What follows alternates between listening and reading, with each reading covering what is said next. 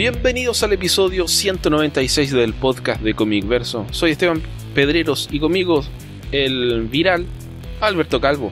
Hola Beto, ¿cómo estás? ¿Qué tal? Muy bien, gracias.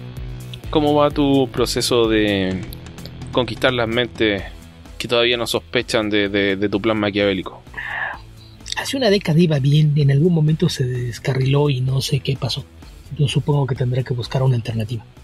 Ok, hay que estudiar cómo avanza el plan y reelaborar entonces. Sí, la aparición de Twitter y Facebook creo que tuvo mucho que ver en eso. Yo me acuerdo cuando mis vlogs tenían mínimo de 300 visitas por entrada. Era común que pasaran de las 1000.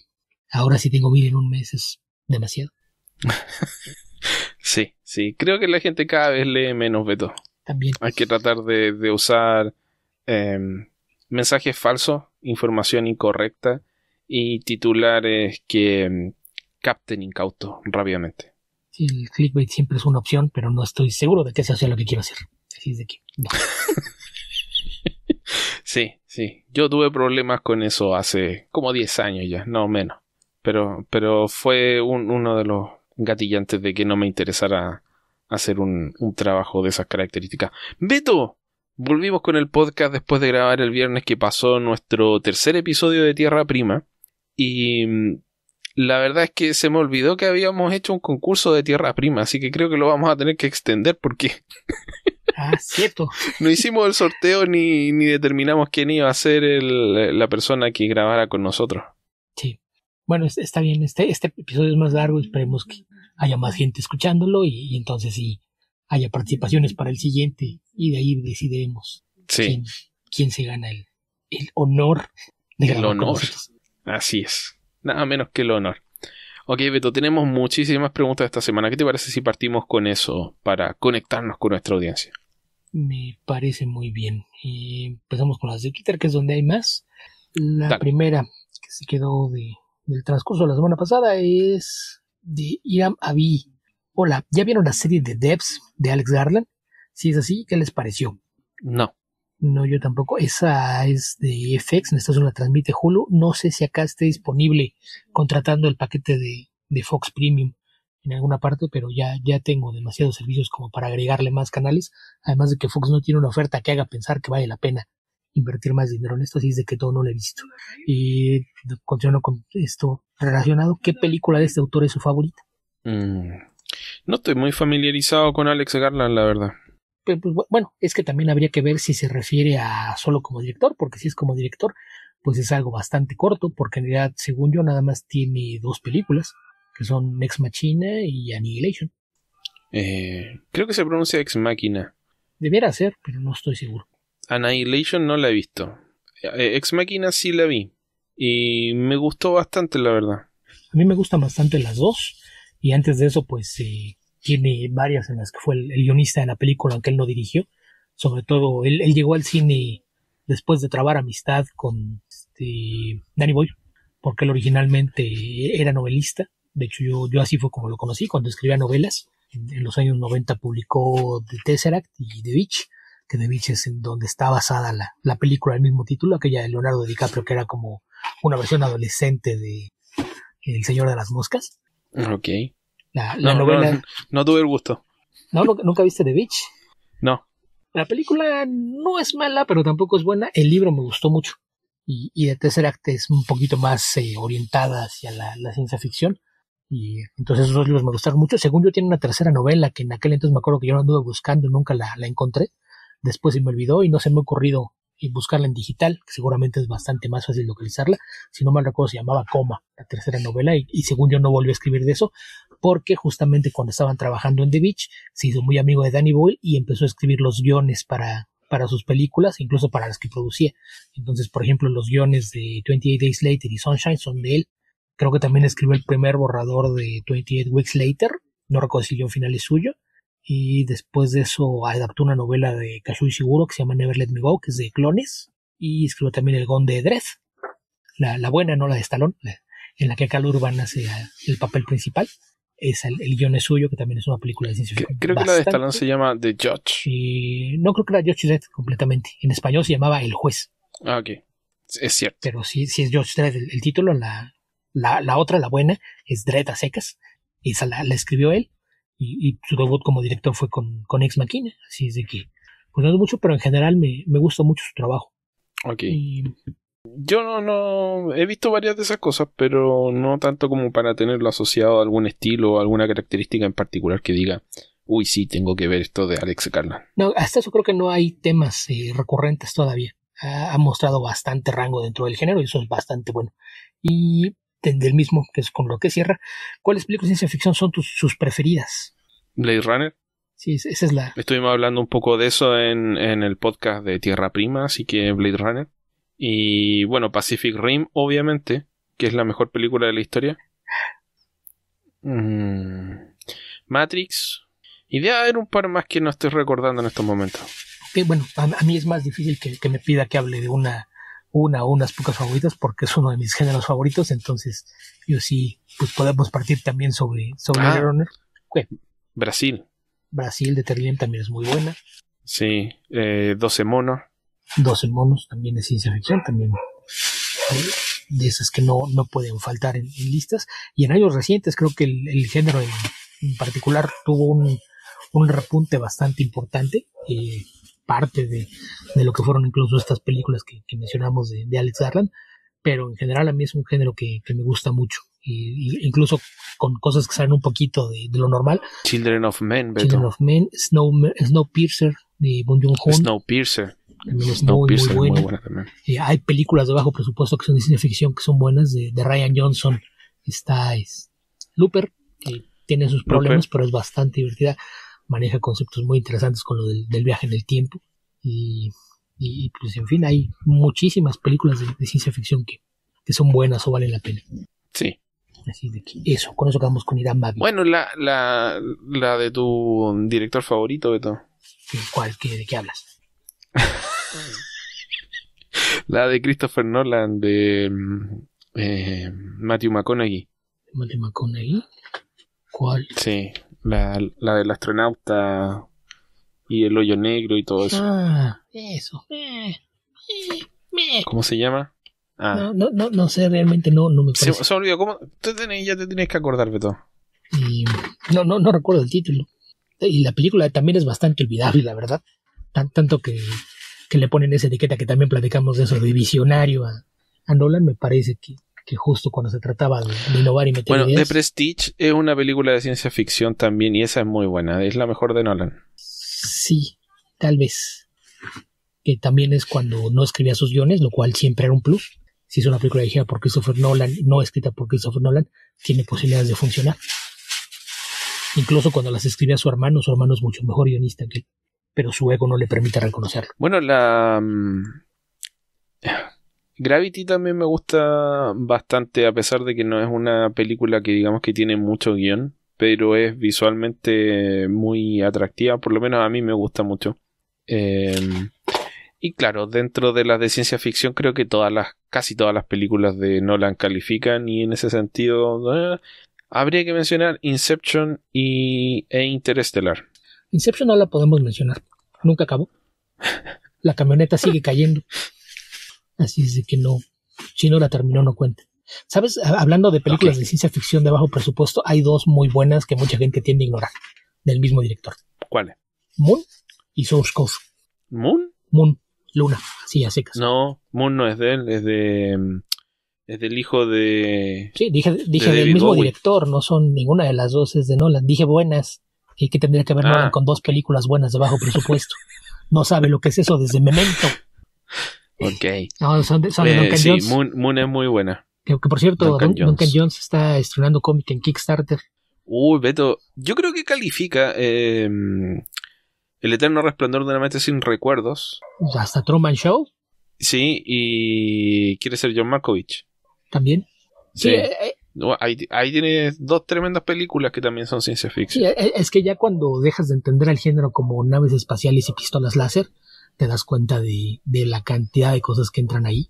Incluso cualquier versión de 1984, a la fecha el libro jamás ha sido publicado en edición que diga ciencia ficción y todo el mundo sabe que es una historia de ciencia ficción. Así es de que, pues eso, del lado de aventuras, pues obviamente está Pacific Rim y hay muchísimas cosas por ahí. Incluso muchas películas de monstruos gigantes entrarían todavía ahí de rebote en la categoría. Star Wars no, que esa es una que en cambio le pegan la etiqueta todo el tiempo y no va ahí. Sí, pero esa es una discusión más larga. Mucho más larga. ¿Qué otra pregunta, Beto? Viñetero nos pregunta, ¿cuál fue el momento más importante para ustedes de su superhéroe favorito? A ver, creo que esto es muy subjetivo porque no esperen una respuesta, por lo menos de mi parte, que sea, sí, esta es la historia donde el personaje se transforma en un personaje que invade la conciencia popular y por lo tanto trasciende el medio. Dice para ustedes, así es de que cuenta lo que cuentes, ¿es a tu consideración o que para ti fue importante? Ok, para mí fue Velocidad Terminal Velocity, que es Flash 90 y Flash volumen 2 95 a número 100. Habría que incluir el Flash número 0 también. Y la razón es que la historia del personaje de Wally West, cuando existía, antes de que desapareciera misteriosamente del universo DC, era la historia del viaje de la adolescencia a la primero a la adultez, la primera adultez y después la madurez. Esta historia llega a una especie de madurez, no definitiva, pero sí una madurez del personaje donde asume con propiedad el manto de Flash, que es la historia de Wally West desde el número 1 de Flash hasta el número 100 de Flash, básicamente, donde hay grandes hitos que lo hacen avanzar en esa dirección. Uno es el Flash 50, otro es el regreso de Barry Allen, y el definitivo a mi gusto es Velocidad Terminal. Y creo que tiene, a pesar de que el dibujo no es el mejor, tiene buenos dibujantes, pero varios de ellos están opacados por el trabajo que a mí no me gustó mucho de Salvador Larroca en ese cómic. Tiene ese impacto, esa recompensa emocional de que el personaje logra superar su mayor desafío y ganar su madurez y todo eso en una misma historia. Así que esa es la gracia de esa historia y para mí sería como la mejor que... No pienso que sea la mejor historia de Flash que leí, ni siquiera la mejor historia de Flash de Mark Waid, pero es una historia que emocionalmente en su momento fue una de las que más me impactó. Sí, bueno, eso, si alguien no lo sabía, el personaje favorito de Esteban es Flash en su encarnación de Wally West. Y en mi caso, mi superhéroe favorito sería Spider-Man. Y el momento más importante, que yo creo que es el que lo define como héroe, pues es en la prehistoria de la serie, el número 33 de Amazing Spider-Man, The Final Chapter. Sí, que lo comentamos ya. Sí, Stan Lee y Steve Ditko, porque creo que es donde se define la característica principal del héroe, ¿no? Que es alguien que no importa qué tan complicado sea o qué tan fuera de su alcance parezca la idea de lograr algo, ahí es donde se define el hecho de que si algo define a Peter Parker es que jamás se va a rendir, nunca va a bajar los brazos, y que si se trata de proteger a los seres que ama es capaz de hacer cualquier cosa. Después obviamente ha tenido muchas grandes historias a lo largo de los años, pero esos números finales de la etapa de Ditko creo que terminaron de redondear al personaje justo antes de que Ditko abandonara la serie, y ese sería el número donde probablemente se define la clase de héroe que es, cosa que de vez en cuando nos la recuerdan. La más reciente, pues creo que Dan Slott dejó por ahí un par de números sueltos que van sobre el mismo tema, ¿no? El No One Dies y el... Sí, y el cada cierto tiempo como que rehacen versiones de esa historia para Spider-Man. Por ejemplo, el Nothing Stops the Juggernaut de Roger Stern, creo que con dibujo de John Romita Jr., en una encarnación prehistórica de John Romita Jr., que es irreconocible respecto de su trabajo actual. Es básicamente el mismo concepto. Sí, que es algo que se vuelve un tema recurrente a lo largo de los años, ¿no? Pero, sí, es la historia que define al personaje, o sea, es muy muy importante en la historia de Spider-Man junto con, bueno, la muerte de Gwen Stacy. Sí, pero si fuera un momento que lo defina, tiene que ser ese. Sí, y si la van a buscar, que está en Marvel Unlimited, son los números, ¿es el 32 y 33 o 31 a 33, Beto? Empieza desde el 31 como tal, pero sí el medio de la historia son 32 y 33. Y está reimpreso en gran cantidad de tomos. Por ahí hay un Essential. Y homenajeado en Homecoming. Además, con la misma máquina encima de él. Ajá. Aunque la película no es una máquina. No exactamente, pero misma idea. Así es. Siguiendo con las preguntas, el mismo viñetero. Si llegaran a crear impopularidad los cómics de superhéroes, ¿sería bueno o malo para los cómics indies? Uy, a ver, Pues es que ya pasó. que es algo difícil de responder. O sea, sí y no, porque el tema es dentro de la industria de los cómics estadounidenses, ¿cuál es el género más popular? Siguen siendo los superhéroes. El tema es, si decayeran los cómics de superhéroes, eso significa o que esa popularidad es desplazada por otro tipo de historia, o que decae en su conjunto la industria. Una de las dos. Si es el primer caso, sería bueno para los cómics indie, porque probablemente varios de ellos dejarían de ser independientes, pero a la vez hay una característica que tienen los universos compartidos de Marvel y DC que es inimitable desde el punto de vista de los cómics independientes. No vas a encontrar un universo compartido donde aparezcan Strangers in Paradise y Love and Rockets y Royal City, etcétera. No existe esa especie de, o sea, no existe ese universo compartido donde tú te puedes integrar a leer historias de múltiples personajes. Esa es una característica específica de los cómics de superhéroes que parte prácticamente con el universo Marvel y que sería difícil de replicar por autores independientes. Va a haber alguna colaboración por ahí, pero un universo compartido propiamente tal no. Sí, no, pero en cuanto a...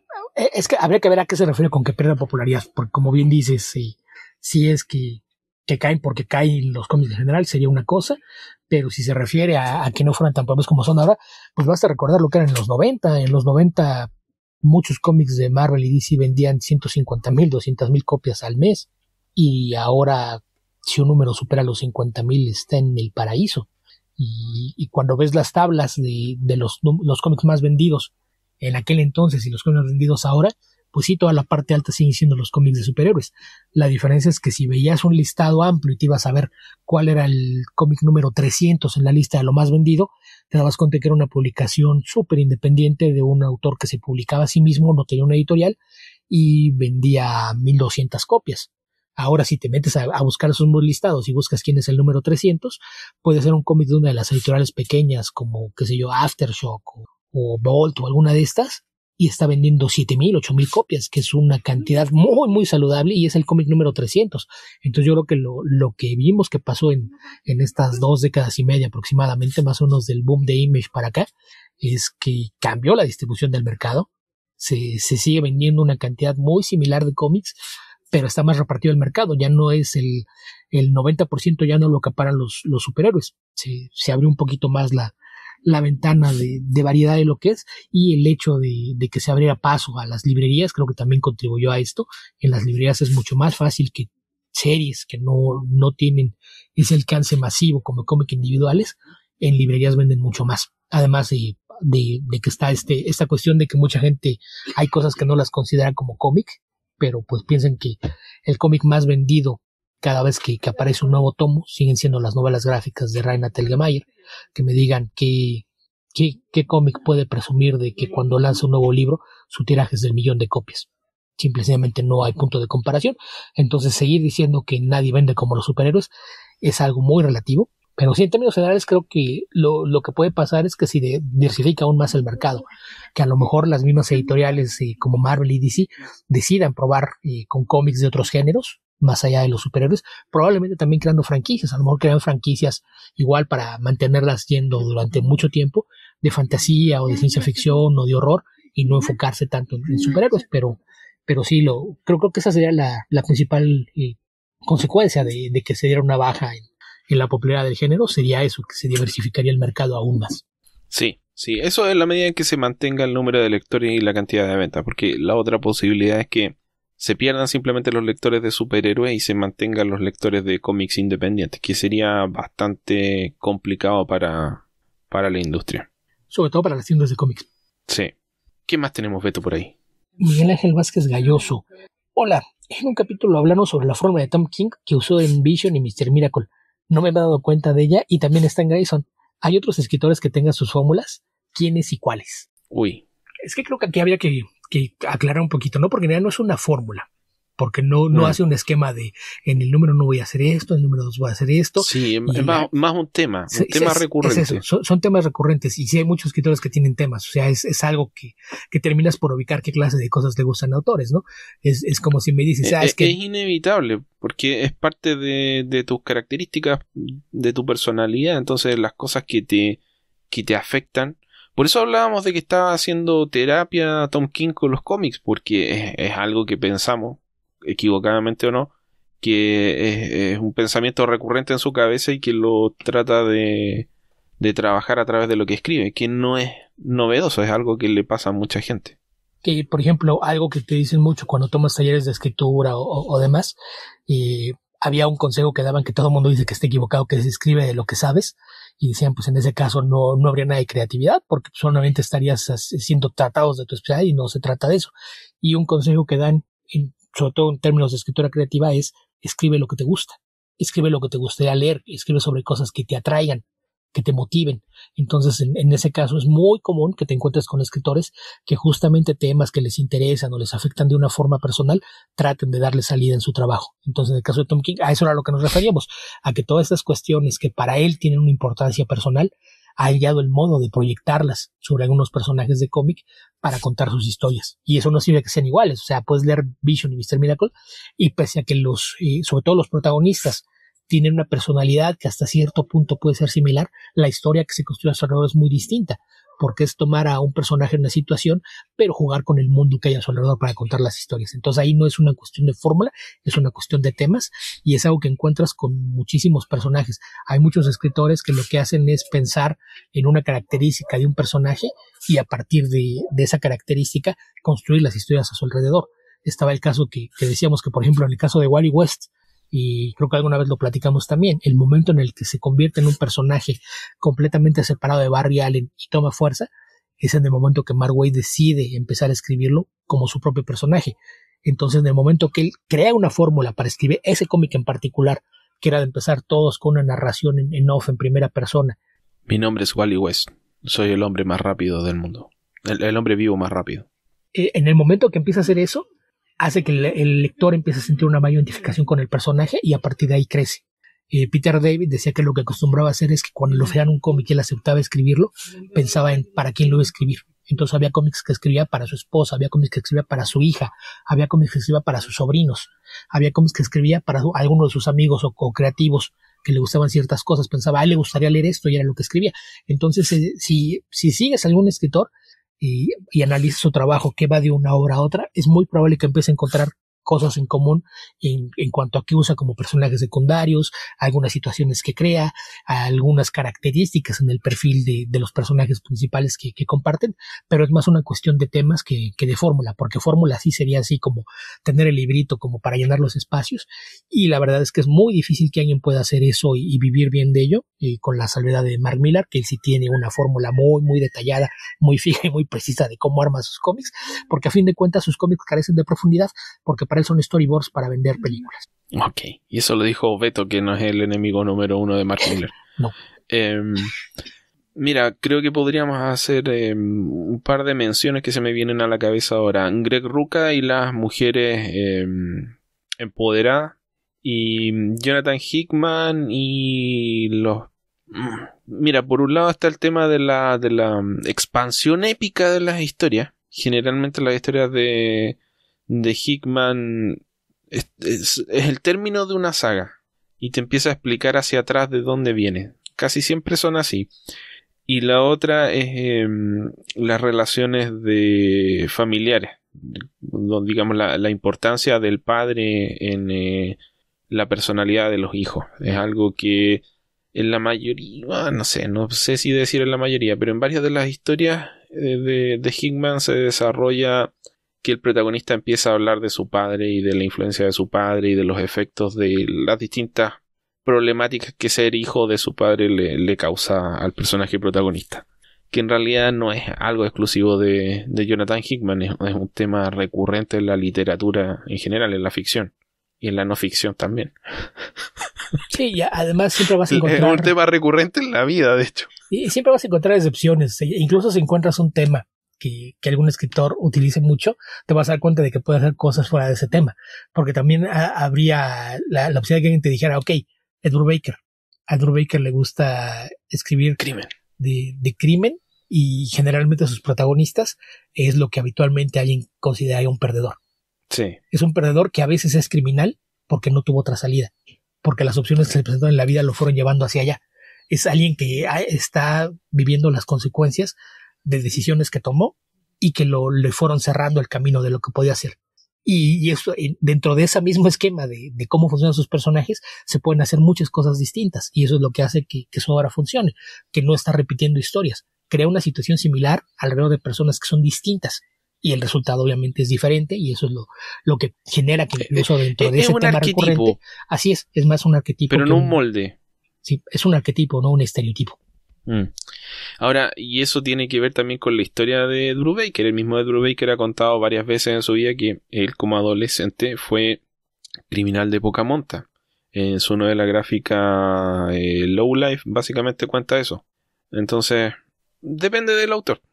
Así de sencillo. Ahí, en la medida en que empiecen a leer más material del mismo autor, puede que sí o no encuentren ese tipo de patrones recurrentes. Y además, en el caso de Tom King es relativamente fácil verlo ahora porque es un autor que tiene... podría sentarte a leer todo lo que ha escrito Tom King en un par de semanas. Todavía. Pero sería bastante más difícil hacer eso con Greg Rucka, Edward Baker, etc. Sí, y además es algo que no es exclusivo de escritores de cómics. Si te vas a la ficción en prosa, te vas a dar cuenta que también hay muchísimos temas recurrentes. Por ejemplo, Neil Gaiman también tiene 2 o 3 temas que son muy constantes en su obra. Otro ejemplo muy claro, el de Philip K. Dick.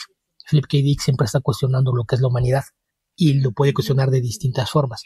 Desde un humano que se encuentra en un mundo alienígena hasta un humano artificial que se cuestiona qué es lo que lo distingue de los humanos naturales. Todo lo que escribe sobre inteligencias artificiales, androides, etcétera, todo gira alrededor del tema de cuestionar lo que es la humanidad, qué es lo que hace que un ser humano sea un ser humano.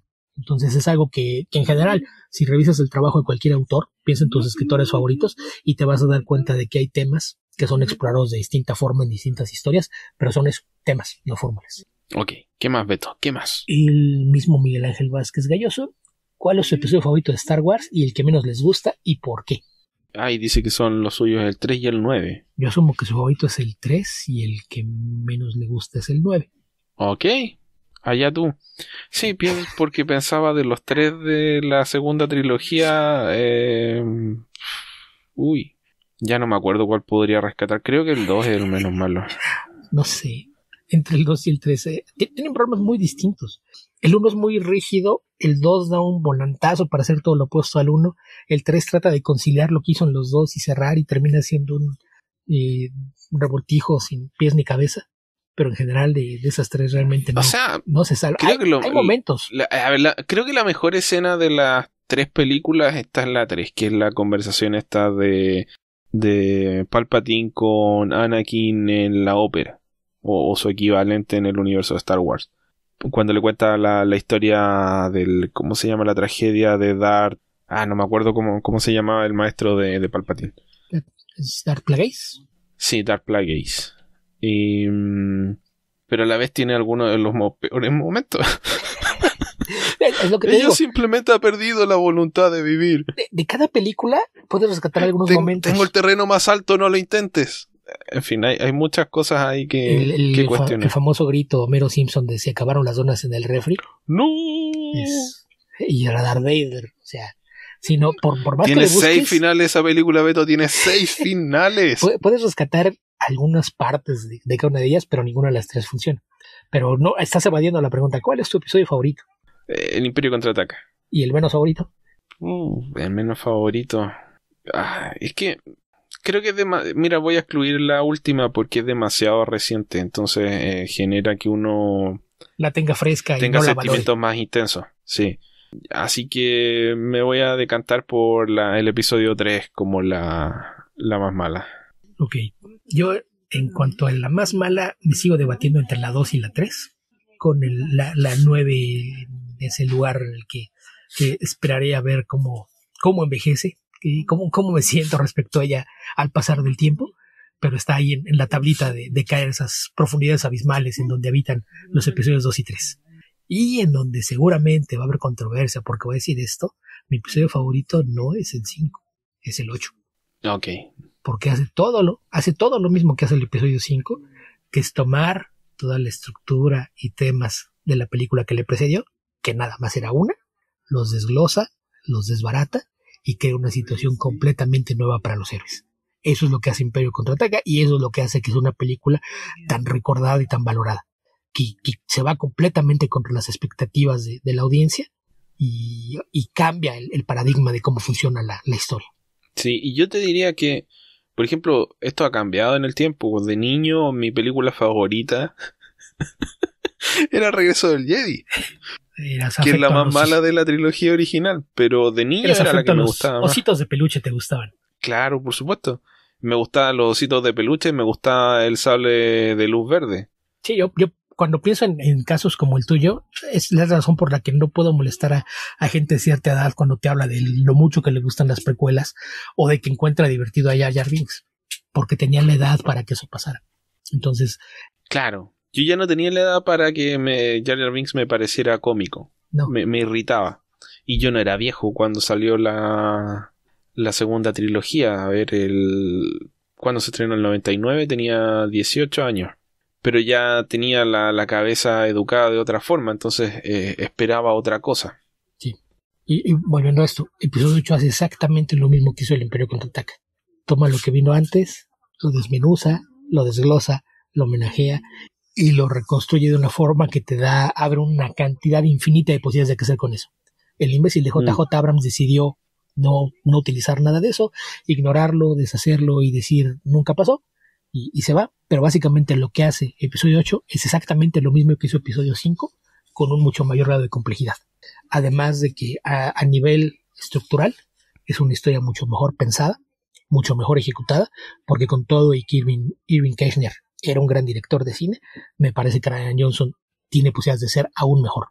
Ya dio algunos chispazos y el trabajo que ha hecho en películas me hace pensar que va a seguir creciendo, pero por todo lo que compone. Y entre más la veo, más me convenzo de que hay pocas personas que hayan estudiado tanto la mitología de Star Wars de las 7 películas que había antes de hacer una película, como lo que hizo Rian Johnson. Yo sé que hay mucha gente que la detesta, mucha gente que no va a estar de acuerdo conmigo, pero yo creo que el tiempo me va a dar la razón, porque del mismo modo que hay mucha gente que pataleaba y lloriqueaba después de que se estrenó el episodio 8, eso mismo pasaba hace 40 años cuando se estrenó el Imperio Contraataca. No había redes sociales, no se le hizo mucho ruido, pero puedes ver páginas de correo, mensajes que había en periódicos y revistas, y en aquella época había gente que pedía la cabeza de Irving Kershner y daba gracias de que Lee Brackett ya estuviera muerta por lo que habían hecho con su franquicia. Así es de que es gente que no recuerda la historia. Ahora todo el mundo dice, no, a mí siempre me encantó, es una maravilla. Y yo creo que es la clase de gente no, como no están registrados en un message board, no tienen... No hay un historial como tal, porque aparte de esos mensajes los mandabas al periódico de tu pueblo y salía publicado nada más con tu nombre de pila y la inicial del apellido, entonces ni siquiera hay forma de comprobarles que eran ellos. Pero curiosamente esos cientos o miles de personas que en algún momento se quejaron públicamente de lo mala que era la película, ahora son de los que dicen que es intocable y es una vaca sagrada del género, que es fantasía espacial. Sigo diciendo lo mismo. Quien se rehúsa a creerlo, nada más recuerden que es la historia del aprendiz de un caballero que va a rescatar a una princesa secuestrada por un malvado hechicero. Entonces, no me sigan diciendo con que es ciencia ficción, porque la verdad es que ni al caso. Ok, Beto, creo que eso es suficiente. Sí. Yo lo único que diré es que el episodio 8 sí es mi favorito de la trilogía nueva, pero a la vez siento que la trilogía nueva no llegó a encantarme demasiado. Obvio que la quería ver, pero sumando y restando la puedo omitir completamente. Así que eso es lo que hace que el esfuerzo de Rian Johnson se vea al final reducido por mi más bien desinterés por la trilogía más reciente una vez que terminó. El problema es que por muy fino que sea el corte de carne que estás usando, si tu pan era el más barato y corriente que encontraste, el sándwich no va a funcionar. Ok, creo que estás apoyando lo que dije, pero no estoy seguro. Pasemos a la siguiente pregunta, Beto. Héctor McCoy, ¿ya están contentos con la próxima salida del Snyder Cut? ¿Qué joyas de escenas creen que nos regale Snyder? 6 horas serán suficientes.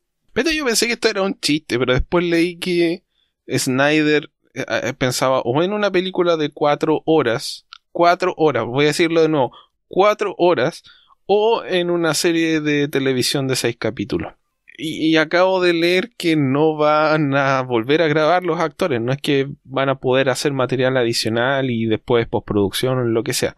Esto se supone que se las va a arreglar con lo que está filmado. Lo que me hace pensar dos cosas, o este tipo es un lunático, o no sé cuántos directores graban 8 horas de material que piensen usar. No, Porque claro, graban material adicional, pero material pensando en, no sé, tiene de sobra, tiene outtakes, tiene tomas alternas, tiene cosas que se Claro. grabó, no les gustó, se reestruyó la escena, lo va a usar todo. pero nadie hace un guión de 8 horas No, para recortarlo no. a 2 horas y media. Pero es tal su necesidad de decir, es que yo tenía algo mucho más grande y épico, que para él solo pensar en una película de 4 horas ya es épico sin importar el contenido. Pero es un imbécil que no sabe contar historias y lo hemos dicho muchas veces. Piénsalo bien, en su filmografía, la historia es lo de menos, siempre. No sabe contar historias, entonces el hecho de que tenga algo más grande no significa que vaya a tener más historia. Entonces, ¿qué vamos a tener? Vamos a tener un chorral de easter eggs y fanservice, porque eso es lo único que le hace para adornar la película.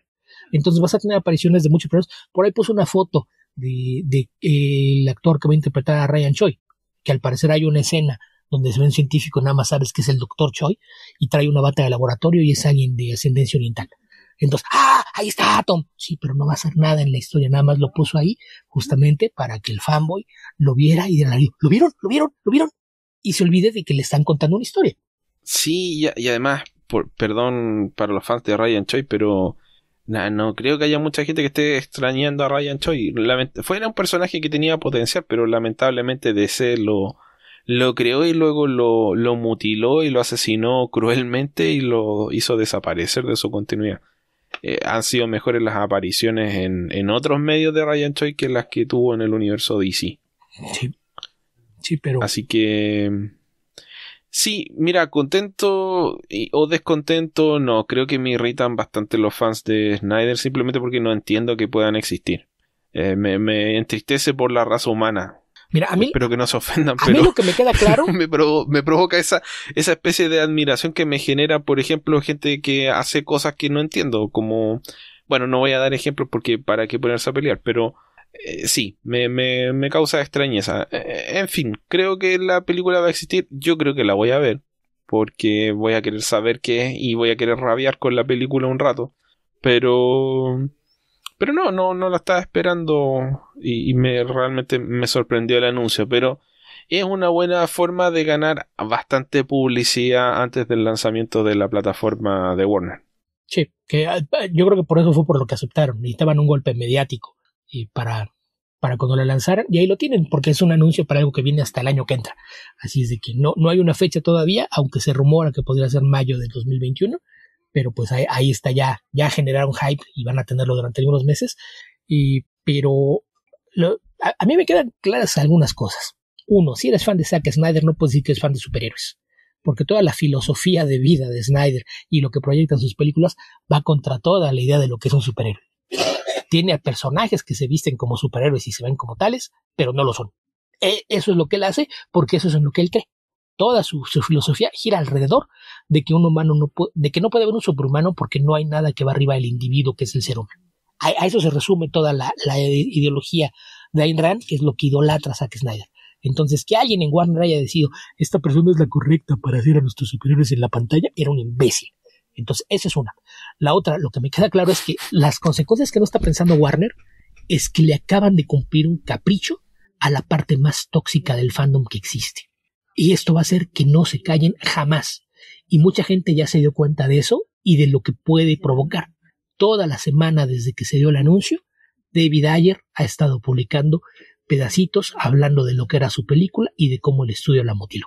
Entonces, a mí no me extrañaría que en las próximas 2 semanas se cree el hashtag release de Ayer Scott. Y van a creer el director Scott de David Ayer para Suicide Squad. Que volvemos a lo mismo. No es un director al que se le dé contar historias, entonces el hecho de que su versión fuera diferente no quiere decir que sea mejor. tal vez lo sea. En el caso de Suicide Squad no hay mucho contra qué competir, pero lo que hicieron es que lo convirtieron en un arma para ciertos grupos de crear movimientos con hashtags y estar pidiendo, porque ya hay un antecedente de que convencieron un estudio, aun si el estudio no lo hizo por el hashtag, sino porque necesitaban un golpe mediático y le servía. Entonces yo creo que ese es el principal problema que se me va a eso, es esto. Le cumplieron un capricho a la parte más tóxica del fandom y eso va a tener consecuencias. Sí. Bueno, creo que el primer golpe de ese fandom fue que, bueno, J.J. Abrams dirigiera el episodio 9. Sí, bueno, es que ha habido muchos casos y no siempre es nada más por el fandom, muchas veces la reacción que hay en taquilla. Y hay veces que también, si algún productor no está de acuerdo con el producto final, puede decidir a hacer el cambio y de ahí se da. Además de que aquí tenían el problema de que necesitaban encontrar un director rápido para episodio 9 y era más fácil buscar a alguien que ya estuviera trabajando con ellos que tratar de buscar a alguien de fuera que viniera a completar la trilogía. Entonces ahí se dio una confusión de varias cosas y puede tener cierta razón de ser, pero no necesariamente fue por ahí, porque si a esas vamos, podríamos decir que en algún momento también el fandom provocó que Chris Evans fuera Capitán América. Porque habría que recordar que se dio una filtración. Es que al final el fandom con el que estás de acuerdo es el que te gusta y el fandom con el que estás en desacuerdo es el que te va a parecer más tóxico, pero también hay acciones tóxicas, indiscutiblemente tóxicas, como acosar a la actriz que hacía de Rose, etcétera. Beto, pasemos a la siguiente pregunta. Ya le dedicamos mucho tiempo al Snyder Cut. No tanto como el que le va a dedicar Zack Snyder. Rodrigo Díaz. Estoy mal si uno de mis eventos favoritos de todos los tiempos es Age of Apocalypse. Me trae muy buenos recuerdos y la tengo completa en grapas y digital. Ok. ¿Qué? ¿Bien por ti? Pues en este caso yo creo que no puedes estar mal. Es tu gusto. No tendrías que regir qué es lo que te gusta por lo que diga el resto de la gente. Y además aquí es muy importante, incluso la forma en la que lo anuncias. Es tu evento favorito. En ningún momento estás diciendo que para ti es el mejor evento de todos los tiempos. No lo estás calificando, es algo que te gusta a ti y son tus gustos y no debieras ni siquiera estar esperando que nadie los tenga que aprobar. No tienes que justificar lo que te gusta ante nadie. Yo alguna vez he hablado de que yo no creo en eso los placeres culpables, porque si te gusta no tienes por qué sentirte culpable de nada. Además, dentro de lo que cabe, me parece que es una historia bastante divertida. Así es de que y sobre todo esto que dices de los buenos recuerdos, no sé qué edad tendrías cuando la leíste, pero seguramente en su momento fue algo que te hizo emocionarte y disfrutar aún más de este hobby. Entonces, bajo esa premisa, lo que sea tu favorito por las razones que lo sea, está muy bien. Sí, ahí está Beto con su faceta como orientador. Okay. El mismo Rodrigo Díaz. Después de Powers of X y House of X, ¿siguieron leyendo algo de los X-Men? Hay un par de cosas interesantes, pero no todo. No me he puesto al día. Eventualmente voy a esperar a que termine de acumularse, no sé, un año de historia de los X-Men y ahí le voy a dar. Pero como siempre me atemoriza el hecho de la cantidad de series X-Men que hay. Sí, siempre ha sido mi problema con los X-Men. Yo lo que estoy haciendo es dejar que se junten y más o menos leo 4 números de cada serie cuando van saliendo. Entonces, hasta el momento he leído aproximadamente los 4 o 5 primeros números de cada una de las series y coincido. Hay algunas cosas que van bastante bien, no todas. Hay cómics que se ven incluso disparejos, pero en general me parece que tomó un rumbo interesante el universo mutante. Entonces, pues habrá que ver cómo se van dando, sobre todo que se va a venir el primer crossover, esto con lo de las espadas en los próximos meses. Creo que será interesante ver cómo empiezan a ir atando las historias en las distintas series para llevar para allá, porque sí hay una línea más o menos definida del rumbo que tienen las historias en conjunto, sin que eso signifique que tengas que leerlas todas para entender. Entonces sí me parece que hay cosas interesantes que todavía no terminan de definirse, pero en particular las cosas que ha escrito el propio Hickman creo que son las que demuestran más o menos cuál es el rumbo que quiere para esta sección del universo Marvel. ¿Qué más, Beto? El mismo Rodrigo Díaz. He tratado de conseguir los ómnibus de Usagi Yojimbo en Amazon, pero parece que ya están agotados. ¿Creen que se vuelve a editar o debo empezar a comprarlos en digital? Sí, se van a volver a editar porque lo que pasó es que Usagi cambió de editorial. Se fue de Dark Horse y se fue a IDW. Y IDW está sacando las versiones coloreadas de Usagi Yojimbo. De hecho, sacó el primer volumen y ya tiene anunciado hasta el tercero. Así que tienen la alternativa de esperar a que IDW saque esos volúmenes o tratar de buscar tal vez por ejemplo en Book Depository algunos de los tomos de Dark Horse. Sí, ahí más bien la cosa es que Amazon no lo resurtió, porque todavía si entras a la página de Dark Horse y buscas cada volumen de forma individual, en un costado tiene enlaces a varias librerías y por ejemplo hasta hace unos meses a mí me faltaba uno de los tomos que salieron y a mí lo que me preocupaba es que si tengo todos los tomos de esa serie no quiero tener uno que tenga el lomo distinto y se vaya a ver raro en el librero. Entonces sí entré a buscarlo a Barnes & Noble y sí estaba, y según yo ahí estaban disponibles todavía todos.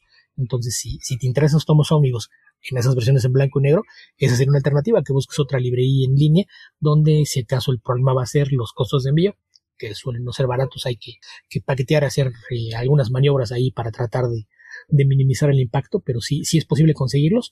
Y lo que menciona Esteban, la cosa es que cambiaron de editorial, entonces es la razón. Normalmente Dark Horse a esto, cuando se agotan sus primeros tirajes, le dan 2 meses de descanso y luego los reimprimen.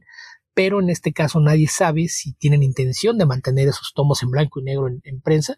Entonces probablemente ahí será cosa de esperar, porque generalmente Stan Sakai no rompe por completo relaciones con sus antiguos editores. Entonces los tomos de Fantagraphics, por ejemplo, que es lo primero del personaje, sí se quedaron los derechos por allá y salieron casi al mismo tiempo que empezaron los tomos de Saga.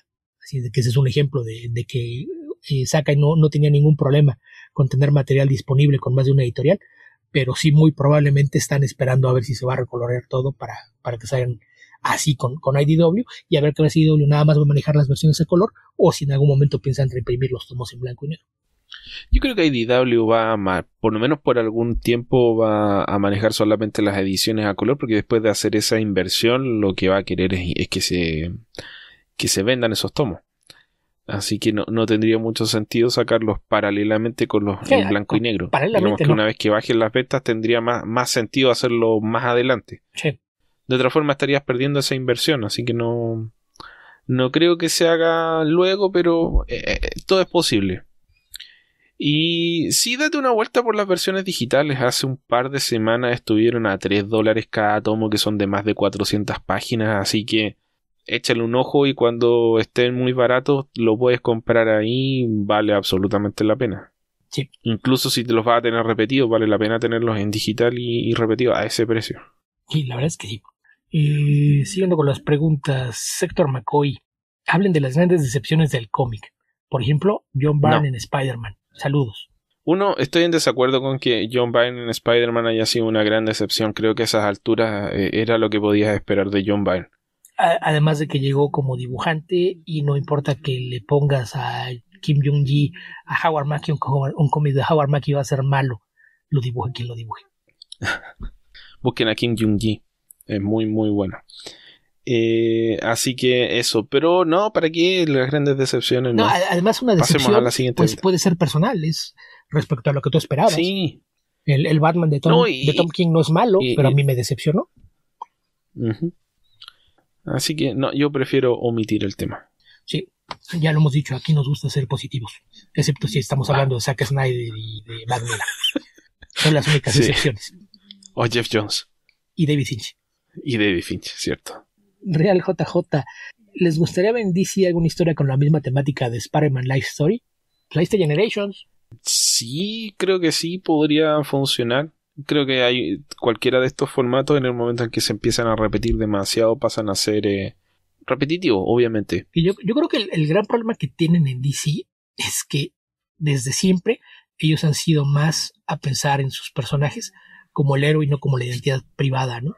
A diferencia de Marvel, que en Marvel se le da mucho más peso a la vida privada del personaje, y es lo que generalmente resulta en estos elencos secundarios y de personajes recurrentes más ricos.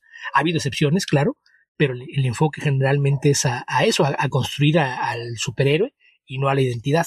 Y creo que ese es el gran atractivo que tiene Spider-Man, que Spider-Man tiene un elenco tan rico que es el que se ve impactado por este paso del tiempo a lo largo de la carrera de Spidey. Entonces, en DC, por ejemplo, con Superman tienes el problema de que no envejece al ritmo de un humano normal. Entonces, lo complica. Bueno, pero Spider-Man tampoco lo hace, ha envejecido, pero tampoco lo hace al ritmo de un ser humano normal. Digamos que Spider-Man No. Uy, ya van casi 60 años, ha envejecido algo así como 10, 12 años. Pero me refiero a como hicieron en Life Story. O sea, si en Life Story pone 60 años y terminaron con un Spider-Man de 70 y muchos años.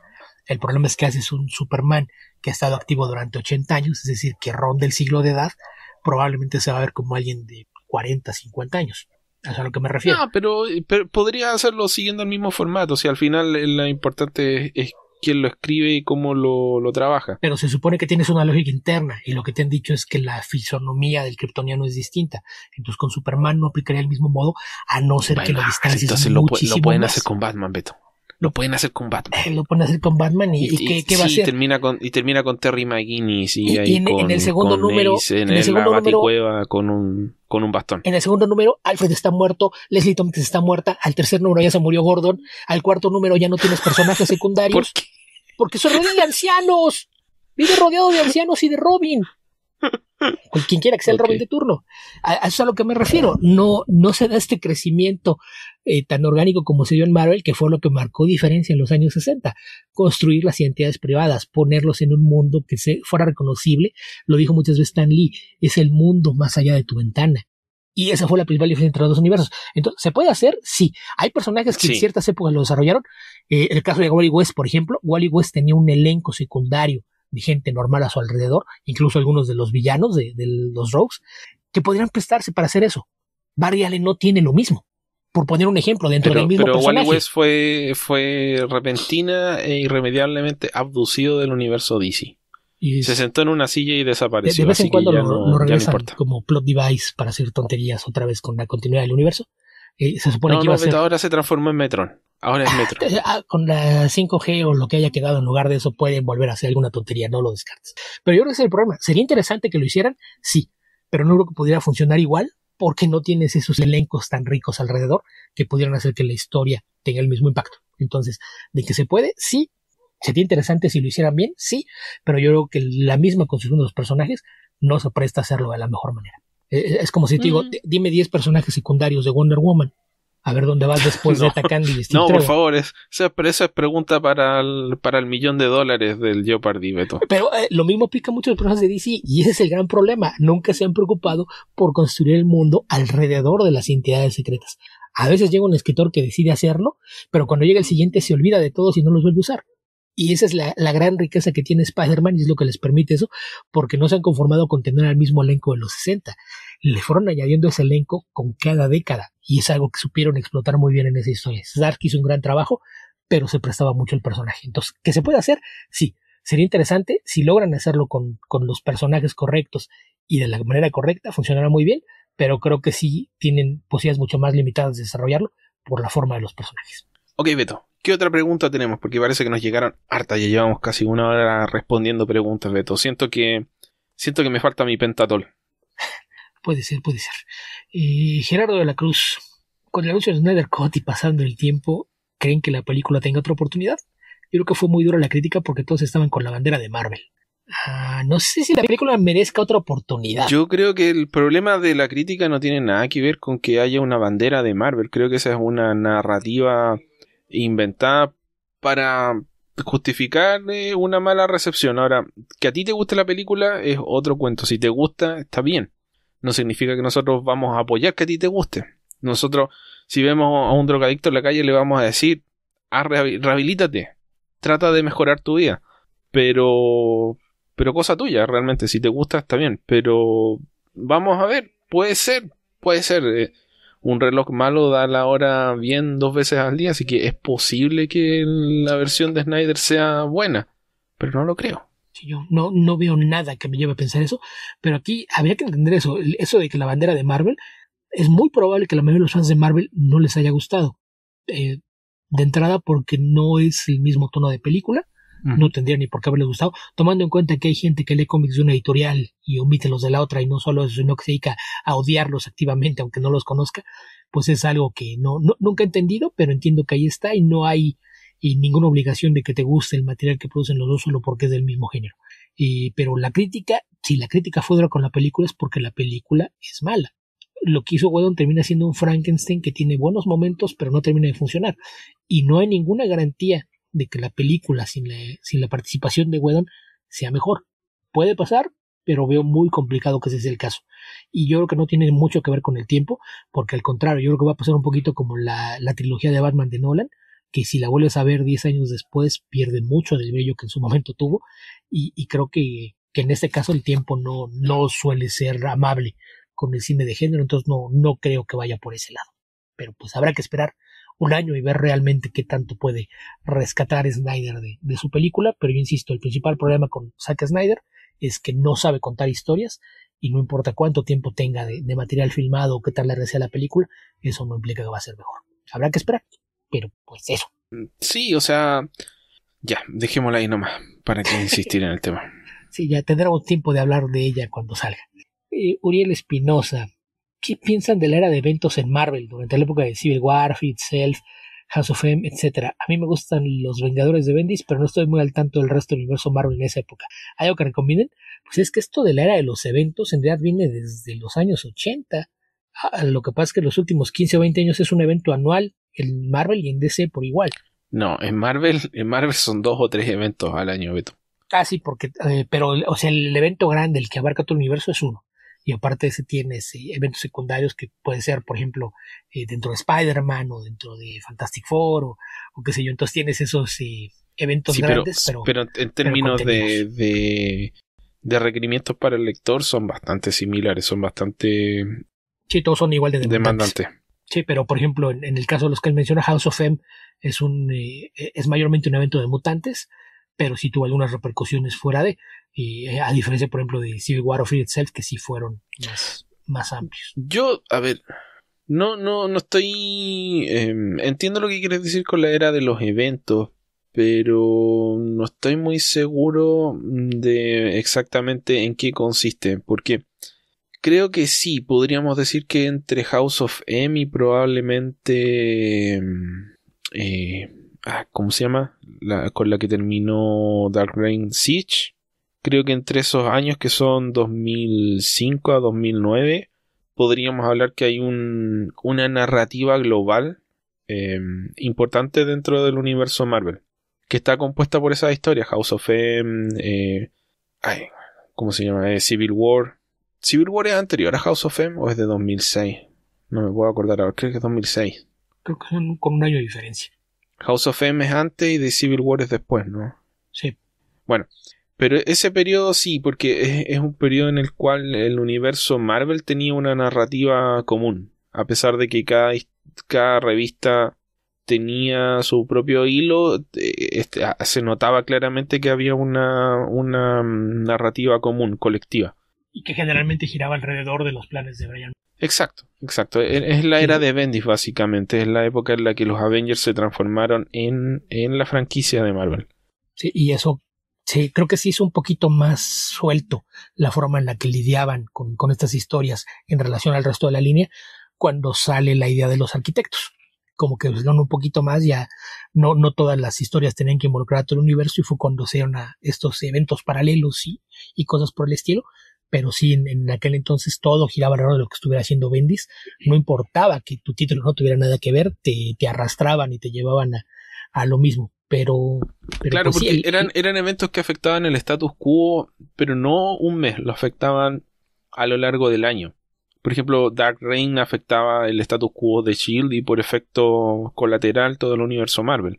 Y lo mismo pasa con Siege, que es el final de eso, y antes con Civil War, porque desarticuló todo, en fin. Creo que se prestó para cosas buenas y para cosas malas, como casi todas las cosas, y en definitiva cumplen ciclos. Es una forma de construir historias que termina siendo agotadora y además que genera la problemática de que cuando te equivocas, y se equivocaron, te afecta para mal a todo el universo, y eso puede causar fastidio o puede causar interés, depende de cómo reaccione la gente. Entonces es una apuesta bien grande que si te sale mal es...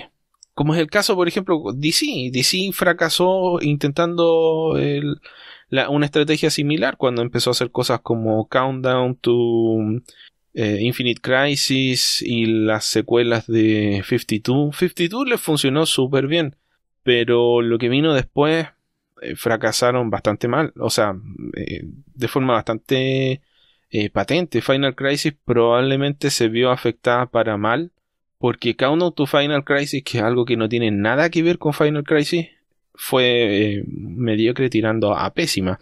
Trinity fue horrenda, a pesar de que tenía un equipo creativo bastante competente en términos generales, pero funcionó pésimo. Entonces, depende.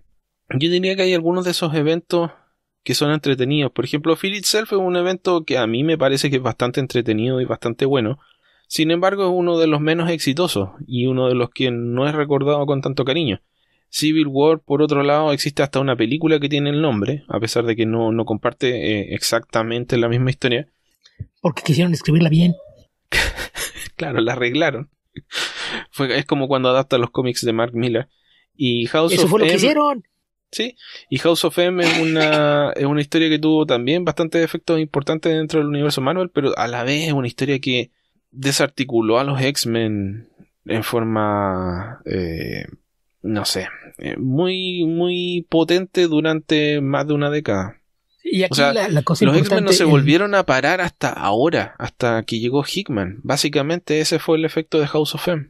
Sí, y aquí es importante aclarar que mucho del cambio que se dio de dejar de girar lo que hacía Bendis y crear este sistema de los arquitectos y que incluso los eventos empezaron a rotar y que un año lo hacía Jason Aaron y al año siguiente era una idea de Brubaker y cosas por el estilo, fue justamente a raíz de los problemas que les causaba porque había lo que ellos llaman el Summit de Marvel, esta reunión donde editores y escritores se juntan durante un fin de semana en alguna ciudad para discutir sobre qué van a hacer durante el año siguiente. El problema es que todo giraba, que llegaba Bendy y decía, ok, mi evento se trató de esto, mi evento del próximo año va a ser esto. Y hacían que todo mundo tuviera que alinear lo que estaba haciendo en sus series para poder participar en el evento del siguiente año. Entonces, cuando empezó a haber más resistencia de otros escritores, fue cuando se le dejó de dar ese peso y empezaron a surgir los eventos paralelos. Y de repente aparecen por ahí anécdotas de lo que pasa en los summits, y es curioso cómo de repente la voz de Bendis empezó a perder fuerza cuando otros escritores empezaron a tener éxito en sus series, porque ya no querían que les cortaran lo que estaban haciendo para servir a los caprichos de Bendis. Ahí se empezó a notar, por ejemplo, cuando Bendis se fue a X-Men, ese año lo que quería era que el evento fuera a cambiar a todos los autores de series. O sea, literalmente es como vamos a... Cada quien escribe el título del cómic que está escribiendo, aviéntenlo en el sombrero y luego que quien tiene un papelito, esa va a ser su nueva serie. Dan Slott dijo, permiso, yo no quiero soltar a Amazing Spider-Man, así que no cuenten conmigo, gracias. Dan Slott citó a Charlton Heston y dijo, a Spider-Man me lo vas a quitar de mis frías manos muertas, literalmente. Entonces, sí, ahí esa fue la reacción que se dio cuando otros escritores decían, oye, es que no puedo, si yo tengo pensado esto, de repente no puedo hacia el final de mi arco del año cerrar todo y ajustarme para acomodarme a lo que están haciendo en otra revista. Yo así no trabajo. Y eso fue lo que provocó que se visiera un poquito y que los eventos en años más recientes ya sean más localizados a ciertos títulos y no pensando en cosas tan globales, salvo excepciones, ¿no? Porque parece que, por ejemplo, este año Empire parece que sí va a ser también de gran alcance, pero han tratado de minimizar que cada año estén todos forzosamente amarrados a lo que va a pasar en alguna serie o con un grupo de personajes. Sí, a ver, es difícil recomendarte algo en particular porque creo que hay, como decíamos antes, elementos buenos y elementos malos. Hay series que surgen de estos eventos que los aprovechan bien y otras que no. Otras que se ven absolutamente coartadas en su desarrollo por estas series. Así que, por ejemplo, Amazing Spider-Man, a pesar de que quedó el traje que después salió en la película, no era lo mejor en la época de Civil War y post-Civil War. Sí, es que más bien sería cosa Pero series de los Avengers, por ejemplo, los Avengers Undercover y Avengers Arena, que surgen después de algunos de estos eventos, son muy buenas. Sí, pero aquí también es, al menos para mí es muy difícil, porque es que a ti te gustaban los Avengers de Bendis, a mí me aburrían horriblemente. Entonces, si te gustaba eso, no... Mira, yo creo que si te gustaron los Avengers de Bendis, lo que debieras hacer es partir por Secret War, si es que no lo has leído, que de hecho es una historia que adaptaron en uno de los juegos de Marvel para PlayStation, de la época en que PlayStation 2 era la consola más popular. Civil War, Secret Warriors, Después House of M. No me acuerdo cómo se llama la de 2007. Y finalmente Dark Reign. Así que seguiría las series básicamente más relacionadas con las dos series principales de los Avengers que escribía Bendis. Y te diría que te saltes la Ultron... Uy, ¿cómo se llamaba la de Ultron? Age of Ultron. Age of Ultron. Porque Age of Ultron es una serie que si lees todas las entrevistas que dio Bendis antes de Age of Ultron te hace una idea de una cosa, y si lees la historia no vas a entender nada, porque realmente es como un cómic que partió como una cosa y terminó como cualquier otra. Tengo la impresión bastante firme de que ese es un cómic que Bendis nunca ha hablado mal de él, pero donde a nivel editorial Marvel no lo dejó hacer la historia que él quería hacer. Es probable. Sí, porque no... Tiene algunas ideas interesantes, pero nunca terminan de cuajar. No, y se cierra de forma abrupta después de estirarse como un chicle en una cera caliente en el verano. Así que no es para nada buena esa historia. Sí. Y yo diría que ese es el final de Bendis en los Avengers. Al final queda esa historia donde en su último acto magnánimo como ser omnipotente trae de vuelta a Janet Van Dyne, un personaje que el mismo, si mal no recuerdo, el mismo mató como 5 o 6 años antes. Fue su autorredención. Básicamente fue regresar todos los juguetes a la caja antes de entregarla. Sí, básicamente. Ya me acordé. La primera con la que tienes que partir es Avengers Disassembled, que no es buena, pero ahí parte todo. Ok. Y él mismo nos pregunta, también quería preguntar por esenciales de Batman y Superman. He leído Man of Steel y Batman Year One. Quiero continuar con la secuencia post-crisis, pero no sé si todo el material valga la pena. Y en Batman y Superman, mayormente sí, lo difícil va a ser que lo encuentres, sobre todo lo de Superman. Porque lo de Batman, si no mal recuerdo, los tomos de... ¿cómo se llama? Dark Knight Detective, ¿no? No, los de Dark Detective son anteriores. Y es lo de Mike W.R. y Alan Davis, ¿no? No, los Dark Detective son los de Steve Englehart con Marshall Rogers. No, pero Dark Knight Detective son los que yo digo. Ok. Es que básicamente lo que hizo DC hace un montón de años fue recopilar, y lo hizo con Superman también. Creó un recopilatorio de los cómics de Superman y uno de los de Action Comics, y con Batman hizo los de Detective y los de Batman. Ahora, depende exactamente lo que quieras decir con los esenciales, porque si lo que quieres hacer es seguir la continuidad del personaje, te tengo que dar un listado de cómics que no son necesariamente buenos. Si lo que quieres hacer es leer buenos cómics de Batman, puedes ignorar completamente la continuidad. Sí, mira, si lo que quieres es después, sí, ya lo chequé, sí es así, es Batman de Dark Knight Detective, se llaman los tomos, y parten con lo de Mike W.R., con Alan Davis, y después ahí mismo en esa colección están los de Alan Grant y Norman Foyle. Entonces esos tomos son buenos y van con la continuidad post-crisis del personaje. Entonces ese era el punto de partida. En el caso de Superman, el problema es que la colección que tenían eran los tomos que se llamaban Superman de Man of Steel, y como decidieron que ya no quieren tomar al Superman de John Byrne como la base del Superman moderno, están fuera de prensa y creo que no hay intención de reimprimirlos en un rato. Eso, o alguien odia tanto a John Byrne que está tratando de mantener todo eso fuera de prensa. No le quiere pagar royalty. Porque básicamente están numerados como 9 volúmenes. El primer volumen es la miniserie de Man of Steel. Ese es el volumen 1. A partir del volumen 2 empiezan a alternar el contenido que estaba en Action Comics con el de la serie de Superman, que se lanzó en aquel entonces. Entonces, si tú tenías esos tomos, podías seguir lo que estaba haciendo John Byrne en las dos series de Superman, y después ya hay material también de Roger Stern, de Jerry Ordway y demás. Uh-huh. Eran 9 tomos y básicamente llevaban hasta un poquito antes de que Carlin llegara con esta idea de meterle el triangulito. Creo que llega hasta la saga del exilio, eso, o hasta la crisis de la Kriptonita Carmesí. Bueno, es tan relacionada en realidad la crisis de la Kriptonita Carmesí y la saga del exilio la sigue. Sí, eso está en esos tomos. Es eso. Entonces, si consigues esos 9 TPs, que tendrás que buscarlos en tiendas de cómics porque ya no están en prensa, entonces no los vas a encontrar en Amazon, por ejemplo. Tal vez en algunas librerías o tiendas de cómics los encuentres.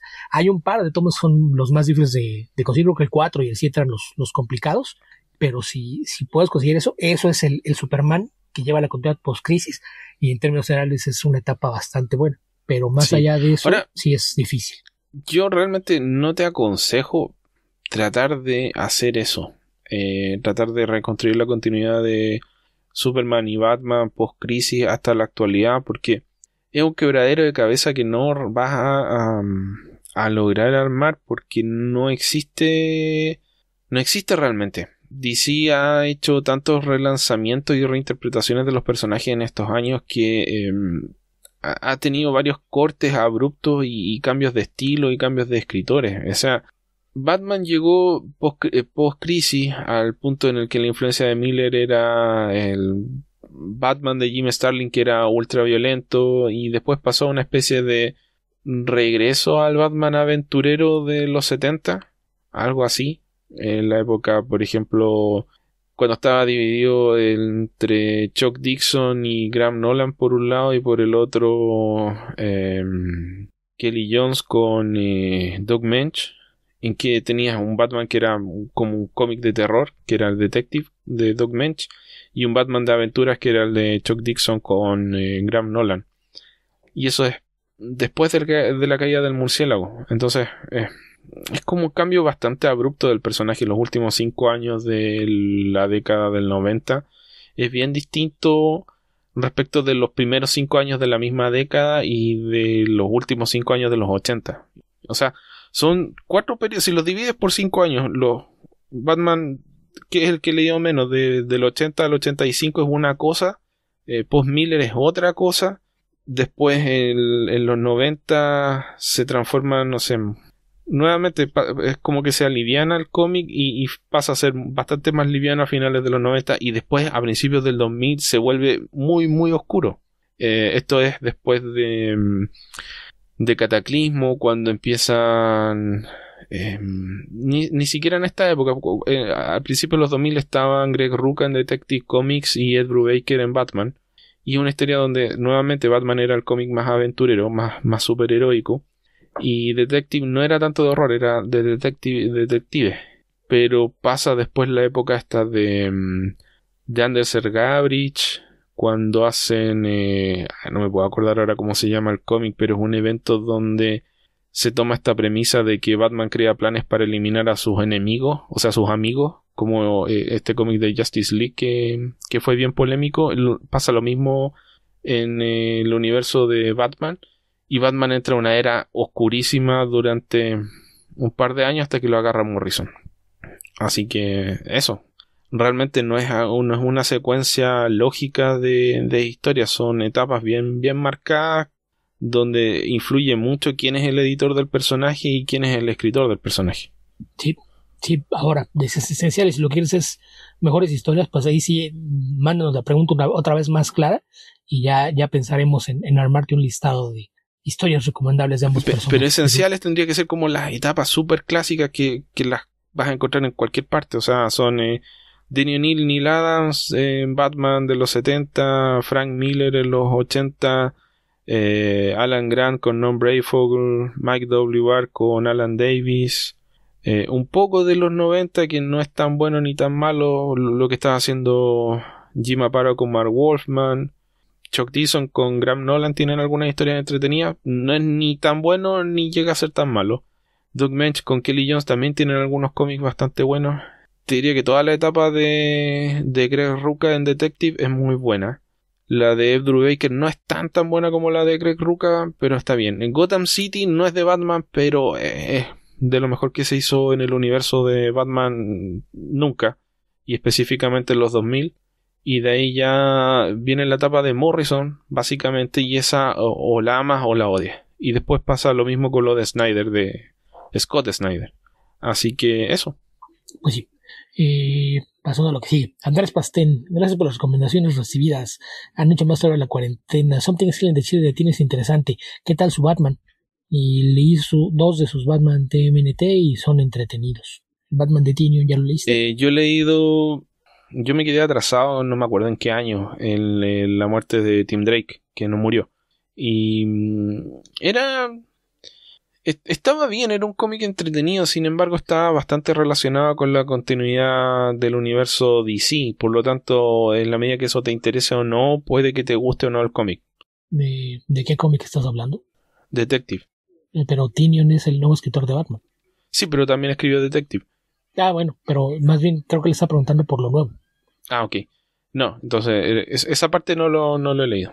Sí, yo voy a esperar que se junte algo más, porque después de la decepción que fue tratar de leer número tras número a Tom King, no lo vuelvo a hacer. Entonces voy a esperar a que lleve unos 6, 8 números antes de entrarle y hacer un juicio, porque lo de Tom King, sobre todo el primer año, fue una decepción haberlo ido leyendo mes a mes. Y me juré a mí mismo que no lo volvería a hacer y no lo pienso hacer. Y sí, los de Batman y las Tortugas Ninja son entretenidos. Sí. Después, Israel Yelidar Cortiz. ¿Han podido leer el actual run de Daredevil? Este arco es muy bueno y nos pone la portada del número 18 de la serie actual que escribe Chip Zdarsky. No sé si tú has leído algo de este volumen de Daredevil. No, he escuchado muy buenos comentarios, pero no lo he leído todavía. ¿Tú sí? Es muy bueno, pero yo no voy al día. Debo de ir por el número 14 o 15. Pero en general creo que Zdarsky está haciendo cosas muy interesantes con el personaje. Y aparte de forma refrescante, porque después del The Soul sí hacía falta como que regresarle un poquito a sus raíces, y es justamente lo que está haciendo Zdarsky, que cada vez que toma una de estas series sorprende, porque como todo el tiempo se la pasa haciendo chistes, nadie cree que pueda ponerse a hacer cómics en serio, y cuando lo hace generalmente toma por sorpresa a todo mundo. Ok. Y según yo, ya nada más nos queda por ahí suelta una pregunta de Cuarentino del Mal, que es el chamaco del mal, pero se cambió el nombre para el encierro. Okay. ¿Cuál consideran que es la peor y más rápida forma de tirar el dinero de un estudio? ¿El Snyder Cut o el Whedon Cut? Pues yo creo que en este caso el hecho de que tengan la intención de poner ambos cortes en postproducción va a la categoría de gastos de promoción, porque como ya dijimos hace un rato, era un golpe mediático para hacer promoción para el servicio, y debido a las reacciones que tenían de este sector tóxico que seguía el Snyder Cut, dejaron de mencionar que habían anunciado un Whedon Cut, pero todo indica que en algún momento vamos a ver ambos. Así es de que, pues, creo que no lo están viendo como tirar el dinero, sino que en ambos casos lo están manejando como esto fue lo que nos invertimos para promocionar nuestra nueva plataforma. ¿O tú qué piensas, Me tendría que decantar por Snyder, porque técnicamente Whedon lo llamaron para que salvara. Esto, básicamente vieron un tipo que le encargaron que hiciera una torta y que tenía... Se preocupó de tirar harina de una forma que pareciera artística, tenía, no sé, puso un mesón negro neón y después lo pintó con, no sé, colores más negros, pero el asunto era tratar de salvar y revertir un poco la tendencia oscura de la película, que entendemos que hay gente que le gusta, pero no a la gran mayoría de la gente. Entonces, no creo que haya sido plata mal gastada, porque finalmente Justice League no fue un éxito, pero tampoco fue un fracaso económico.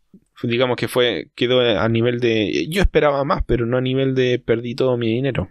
Sí, además en el caso de Whedon, yo creo que más bien tiene que ver como que ellos sienten que se lo debían, porque Whedon, cuando le dijeron, ok, tienes que reeditarla y arreglarla, se estrena tal día, bueno, dijo, no, necesito al menos 2 meses más. No, se estrena ese día, haz lo que puedas en ese tiempo con lo que tienes.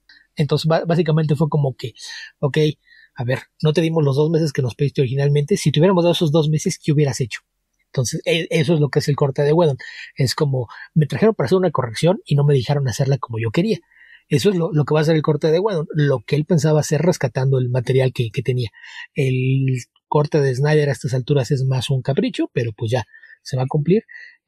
Habrá que ver realmente qué tanto termina costando la postproducción de estos dos cortes de director, pero pues sí, yo lo veo como que lo están pensando como que fue invertir en la promoción de HBO Max, y de ese lado pues además tratándose de la franquicia de superhéroes de Warner, tener a Batman sobre todo, que han probado que es lo único que se les vende aunque no lo hagan bien, pues sin duda no va a representar una pérdida de dinero por donde quiera que lo veas, porque además una vez que se hayan liberado en la plataforma van a pasar unos meses antes de que lo ofrezcan en Blu-ray y con material adicional y lo que sea, y se va a vender bien. Entonces realmente no creo que estén tirando el dinero a la basura, pero sí suena como que tal vez no pensaron a fondo todas las consecuencias de hacerlo.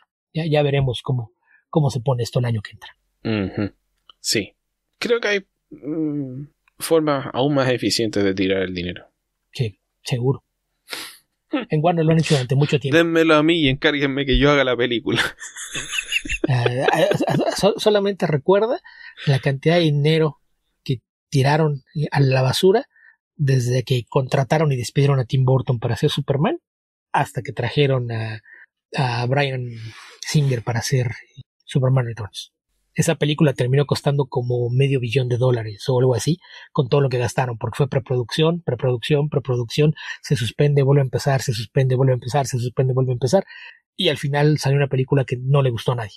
Entonces, Warner tiene experiencia en cómo tirar dinero a la basura, así es de que no, esto no es lo peor que han hecho, pero habrá que ver realmente qué también les funciona. Sí. Ok, Beto, creo que eso definitivamente es todo lo que tenemos de preguntas y creo que nos vamos a saltar la sección de noticias y pasar directamente al comentario de cómics. Ni había noticias, era lo de Snyder, ya lo tocamos aquí. Había un par de cosas que podríamos haber comentado si hubiésemos querido, pero realmente nada muy importante. No, así es de que nos podemos ir ya directo al comentario de cómics, que esto ya se alargó bastante. ¿Qué leíste esta semana? Ok, Beto, la semana pasada comenté Royal City de Jeff Lemire y me gustó tanto que decidí leer otro cómic de Jeff Lemire. Dije, quiero más de lo mismo. Y Jeff Lemire me dijo, te voy a dar otro cómic mío, pero no más de lo mismo. Así que me puse a leer Gideon Falls, Beto. Okay. O Gideon Falls, que no tiene nada que ver con Royal City. No, es un tono completamente distinto. De entrada, sí. Temáticamente nada que ver. De hecho, es un toro que no es un toro, es más así como un hipopótamo. Tal vez. O un rinoceronte mutante prehistórico. Sí, o algo peor, un tigre, un león, algo por el estilo, porque ni siquiera es un mamífero con los mismos hábitos alimenticios. A ver, Gideon Falls es un cómic difícil de reseñar porque es una historia de misterio donde las cosas que van descubriendo son las que necesito para explicarles el cómic. Entonces, si se los explico, se los echo a perder. Pero básicamente es un cómic de horror escrito por Jeff Lemire con dibujos de Andrea Sorrentino, el equipo creativo de Green Arrow, de los Nuevos 52. Bueno, el segundo equipo creativo de Green Arrow, porque el primero fue bastante menos interesante. Y también hicieron, no recuerdo cuál serie ahora en Marvel. Creo que Hawkeye, puede ser, no estoy seguro. No estoy, creo que sí, pero no podría asegurarlo. Ok, entonces es un cómic de horror donde existen paralelamente dos historias que se desarrollan. Una es la de un sacerdote que llega a un pueblo y descubre que hay un misterio, un sacerdote que antes estaba a cargo del pueblo y que murió. Entonces él en su primera noche en el pueblo ve a este sacerdote y se le aparece y le dice que lo siga. Y bueno, como cualquier sacerdote que se aparece en tu ventana como que fuera un gato paseando en la noche, uno por supuesto que lo primero que va a hacer es seguirlo en el medio de la nada. Y lo que encuentra es una aparición, un granero negro. Y este granero negro es una presencia mística que lo llena de terror y desaparece tan rápido como lo ve. Y luego de esto descubre un cadáver. Y a partir de esto descubre que este pueblo al que llegó ha estado plagado de una serie de asesinatos misteriosos a lo largo de su historia, desde su creación, donde personas que tenían roles importantes en la comunidad de pronto se volvieron locos, asesinaron a otras personas y siempre de alguna forma dentro de la narrativa mitológica del lugar aparecen menciones de este granero negro. Son pocas las personas que lo han visto, son pocas las historias o las menciones oficiales del granero negro, pero parece estar involucrado en el desarrollo de la historia de este lugar. Paralelamente descubrimos a otro personaje que es un joven que está tratando de rehabilitarse. Él fue encontrado cuando era pequeño sin recuerdos de su origen en un basurero. Llegó a un orfanato y fue tratado como un paciente mental durante toda su vida. Entonces, después de muchísimo esfuerzo, logró adquirir su independencia, encontrar un departamento y vive ahí. Exactamente cómo lo financia no lo sé, porque mantiene una vida bastante obsesiva donde hace actividades absolutamente no remunerada, sin embargo es capaz de mantener un departamento. En fin, él tiene que asistir a sesiones periódicas con su psiquiatra, que es la doctora Chu, y ella lo está tratando de recuperar de sus tendencias obsesivos compulsivas. Y él finalmente, después de tratar de ocultarlo por bastante tiempo, le termina revelando a su doctora que él descubrió un objeto en la basura, que era una astilla. Y después de varios eventos similares se dio cuenta que existía todo un patrón para la aparición de trozos de astilla en la basura. Por supuesto que esto parece una locura propia de alguien que está tratando de inventar patrones donde no existen. Y es lo que trata de hacer esta doctora, disuadirlo de seguir fomentando esta obsesión compulsiva por encontrar estos patrones. Sin embargo, él la trata de convencer de que no es así, de que hay un patrón, de que estos trozos de astilla en realidad pertenecen a un objeto misterioso, y este objeto misterioso es un granero negro, y que este granero negro es una presencia maligna del mal puro, que él se siente vinculado a ella, a esta presencia, sin embargo no sabe realmente qué hacer. Bueno, la doctora lo sigue tratando como un loco hasta que accidentalmente es víctima también de la presencia del granero negro. A pito de nada se lo encuentra, se le aparece de frente y se da cuenta que esto es algo que existe y es algo que ella tiene que descubrir qué es, descubrir cuál es este misterio. Así que estas dos historias se desarrollan en paralelo tratando de descubrir qué es este granero negro, qué es lo que oculta y de qué forma se vincula a la muerte de un montón de personas a lo largo del tiempo. Hasta ahí les dejo la premisa, porque la forma en la que estas dos historias se relacionan es parte importante del desarrollo de la trama, así que se las echaría a perder. Pero es un cómic de terror psicológico, diría yo, más de horror que otra cosa. Bueno, y creo que estoy un poco confundido con los géneros, Beto. Es horror el terror psicológico, ¿no? No. ¿O ese es más gráfico? Horror y terror son distintos. Horror es algo que te puede causar repulsión. El terror es algo que sí te afecta a un nivel psicológico. Ok, entonces terror psicológico. Y se desarrolla de una forma como una trama policial hasta cierto punto. También como una trama de misterio con bastantes elementos de suspenso y la construcción de atmósfera. Creo que Andrea Sorrentino es un dibujante difícil de... Para mí, gusto difícil de clasificar, porque tiene un estilo bastante minimalista hasta cierto punto. Utiliza negros absolutos bastante fuerte. Y en esta historia en particular le da poco detalle a los personajes, pero suficientes para que tú los logres diferenciar e identificar bien.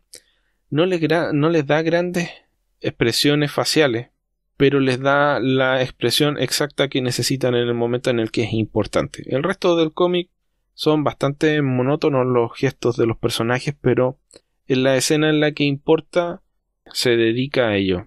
Y la parte más interesante es la forma en la que desarrolla un lenguaje para tratar de graficar de qué manera la presencia de este granero negro afecta la mente de las personas, de qué manera los desestabiliza.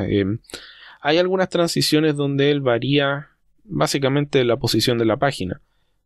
Pasa de la posición vertical a una posición horizontal o los pone de cabeza, pero lo hace a través de una transición donde la viñeta es la que va girando y te provoca también esa sensación de vértigo. Y ese es un efecto súper interesante y que lo hace a través también de una economía de viñetas. El cómic se lee bastante rápido porque no tiene grandes cantidades de diálogo. Hay momentos en los cuales los personajes están tratando de debatir y organizar sus ideas. Sin embargo, mucho de este cómic son atmósferas, tratar de generar el momento preciso en el que dar vuelta a la página y encontrar esa viñeta especial que te genera esa sensación de angustia, como lo podría hacer, no sé, por ejemplo, cuando en El Exorcista Linda... ¿cómo se llama la actriz? Y Linda Blair. Cuando Linda Blair da vuelta la cara, o cuando le vomita al padre, son momentos en los cuales algo que es normal, de pronto por una acción te das cuenta de que ya no es normal, de que hay algo ahí que es extraño. Y este cómic, sin tratar de reproducir esa historia en absoluto, tiene también ese efecto a través de la narrativa del cómic. Y creo que esa es la gran virtud que tiene Gideon Falls, aparte de estructurar la historia, o sea, de construir una mitología de este lugar que es bastante interesante, sin que se haya revelado completamente después de 3 tomos. Así que todavía queda bastante que contar, a diferencia de lo que ocurrió en Royal City, que fue una serie de 14 números. Así que ahí tienes otra serie de más de 12 números de Jeff Lemire que puedes leer, Andrés. Y me gustó muchísimo. También la recomendaría bastante. Esta serie ganó el Eisner a la mejor nueva serie del año 2018. Así que no lo digo solamente yo. ¿Tú la leíste, Beto? Sí, la verdad es que es de esos cómics cuando Lemire juega un poquito con elementos distintos a lo que son sus cómics más personales, como en el caso de Royal City, que son historias más íntimas de gente común con problemas bastante más mundanos. Y ya sabemos que de repente cuando le da por salir de eso, generalmente hurga hacia terrenos como el horror o de repente con algunos tintes de ciencia ficción o cosas por el estilo. En Gideon Falls se va por el lado del horror y creo que hace algo bastante interesante. Yo voy atrasadón, llevo los primeros 2 TPs, entonces todavía voy bastante atrás, pero sí, la verdad es que lo que está haciendo con la construcción de la mitología del pueblo y los secretos que esconde, me parece que es algo que, sobre todo en el tono de construcción de atmósferas, es lo que más me ha gustado, cómo lo ha ido desarrollando. Sí, 2 pulgares arriba. Así es. 5 tenedores. Beto, ¿qué quieres comentar tú esta semana? Esta semana sí leí varias cosas, pero de las que creo que también para romperle un poquito el tono respecto a lo que hemos comentado en las últimas semanas, quiero comentar la serie de Sabrina de Teenage Witch, que básicamente lo que pasó con Archie Comics es que en los últimos 15 años la editorial sufrió cambios y transformaciones después de hacer experimentos raros con lo que estaban haciendo con los personajes, y yo creo que tuvieron 3 grandes sucesos que terminaron por revitalizar la línea, ¿no? Uno fue la línea esta con los futuros paralelos de La vida de casado, en donde teníamos 2 líneas en las que en una veías cómo se desarrollaba la historia a futuro si se casaba con Betty y en el otro qué pasaba si se casaba con Verónica. Ese fue uno. Otro más fue el lanzamiento de los cómics de horror, que fue darle un giro por completo a la franquicia, jugar con algo que usualmente no hubiera relacionado con nuestros personajes, y que derivó en al menos 4 series y con esa temática, que era el Afterlife with Archie, que es de zombie, y el Vampirónica, que es de vampiros, el de Jughead, de Hunger, que es de hombres lobo, y Sabrina, que lo convirtió en un cómic de horror sobrenatural con todo este tema de brujas y satanismo. Y el otro lanzamiento que fue el que terminó por marcar el rumbo de la editorial en general, más allá de esta línea de los cómics de horror, fue cuando le pidieron a Mark Waid y Fiona Staples que relanzaran la serie de Archie, alterando por primera vez realmente en la historia del personaje la apariencia física de los personajes de la serie. Entonces lo que tuvimos fue una actualización del concepto de estos jóvenes de preparatoria, el triángulo amoroso y demás, pero trasladado a una sensibilidad moderna que lo pudiera hacer atractivo, más que para quienes tuvieran la nostalgia de estos cómics que en algún momento de su vida habían leído, que se pudieran identificar jóvenes actuales con lo que pasaba en sus páginas. Y esta serie de Sabrina de Teenage Witch, que es una miniserie de 5 números publicada el año pasado, buscaba hacer justamente lo mismo con el personaje de Sabrina. A lo mejor el personaje de Sabrina en cómic no es tan conocido para muchos, pero tomando en cuenta la edad de la mayoría de nuestra audiencia, yo imagino que la mayoría conocen al personaje por la serie de televisión que se produjo en los años 90 con Melissa Joan Hart como protagonista, que tenía mucho de este drama adolescente, pero con mucha carga de comedia, y donde los elementos sobrenaturales eran un pretexto para contar historias de una chica adolescente. En este caso, lo que hace Kelly Thompson, que es la escritora de la serie, que aquí hace equipo con Verónica y Andy Fish, que a lo mejor los ubiquen por su trabajo tanto en la serie de Archie como en algunos cómics de Marvel. Creo que nos tuvieron más tiempo por ahí fue en Spider-Woman, y ellos lo que hace es tomar esta idea de que básicamente tienes 2 formas de decidir cuáles son los elementos importantes en los cómics de Sabrina, y lo que hace es combinarlos. Uno es el drama adolescente y el otro las amenazas sobrenaturales. Entonces el problema que tenías es que la serie de televisión se cargó más al drama adolescente y lo manejó como comedia, mientras que la serie de cómics reciente y su eventual adaptación en Netflix se fueron por el lado de las amenazas sobrenaturales y en un tono completamente distinto. Aquí lo que hace Kelly Thompson es que juega con estas dos ideas y las mezcla en una nueva serie que justamente funciona como para actualizar el personaje y hacerlo atractivo para audiencias de jóvenes hoy en día. Entonces nos encontramos con que la serie empieza cuando Sabrina y sus dos tías, Hilda y Zelda, que también son brujas, se acaban de mudar a Greendale. Entonces lo que vemos es el primer día de escuela de Sabrina en la preparatoria de Greendale. Entonces todo lo que ves ahí pinta para una serie de drama adolescente como tal, y de que llega y luego se encuentra con la chica que en la escuela es la perra que trata mal a todos los demás, se encuentra con un par de chicos que al parecer le encuentran atractiva y ella también se siente atraída por ellos, y al mismo tiempo te das cuenta de que empieza a lidiar con que al parecer Grindel no es el apacible pueblo que parece, porque en su misma primer día en la ciudad se encuentra con un Wendigo en medio del bosque y después es atacada primero por un kraken y después por algo que se ve como una serpiente emplomada que recuerda definitivamente a Quetzalcóatl. Entonces es evidente que algo raro está pasando. La forma en la que actualizan los conceptos me parece que funciona muy bien. La idea de lidiar con Sabrina como una adolescente con problemas de adolescente, al mismo tiempo que tiene poderes que la separan de un adolescente cualquiera, es algo que logra balancear muy bien Kelly Thompson en la historia. El arte ayuda mucho, es un arte muy limpio, muy bonito, muy agradable a la vista. Todo el trabajo de líneas y color lo hacen Verónica y Andy Fish. Siempre pone el crédito en conjunto, entonces no estoy seguro quién hace quién, pero el resultado es muy agradable a la vista. Juegan con temas como la seguridad personal que tiene Sabrina. Desde la primera escena te das cuenta por una conversación que tiene con Salem, el gato, que aquí tiene un papel que yo creo que es también retomando un poquito la versión de Salem que conocíamos de la serie de los años 90. Toma ese rol de repente ser el amigo y confidente de Sabrina, pero con una cierta actitud que hace que el gato de inmediato se convierta en un personaje interesante en la historia. Y lo que te dan a entender en la primera ocasión que tienen es que Sabrina prometió que iba a tratar de usar menos su magia. Y sin embargo lo que hace en cuanto se prepara para ir a la escuela es que pasa frente a un espejo, se voltea a ver el cabello blanco y se pone un hechizo de glamour encima para verse como una rubia platinada en lugar de tener el cabello completamente blanco. El gato le recrimina y dice, no dije que no lo fuera a usar, dije que iba a tener cuidado con cómo lo usaba. Y a lo largo de la historia lo que va haciendo es que te enumera los hechizos que va haciendo. Entonces tienes el hechizo número 1 y lo que hace con el cabello. En cuanto se topa con esta chica que es la bully en la escuela que está molestando a otra chica, después de que la molestó a ella, dice, ok, esto lo voy a contar como les trae 2, al tercero sí se las va a ver conmigo. Y la ves repitiendo incluso para calmarse, no maldigas a la chica, no maldigas a la chica, no maldigas a la chica. Eventualmente sucede el tercer incidente con la otra chica y le lanza un hechizo que tiene consecuencias que no había previsto, que tiene que ver con parte de los sucesos sobrenaturales que se dan en el pueblo. Hacia el final descubres que todos tus sucesos van ligados a algo, que es algo que sus tías saben que está pasando en la ciudad y le dicen que es una de las razones por las que mudaron ahí, que no por nada Grindel es la sede del Consejo de Brujas. Y Sabrina descubre por su cuenta que hay muchas leyendas de brujas en siglos anteriores en el pueblo, que se habla de que el pueblo mismo fue fundado por brujas, y poco a poco se da cuenta de que hay un gran secreto en este pequeño pueblo que nadie le ha contado y que no puede quedarse con las ganas de resolverlo.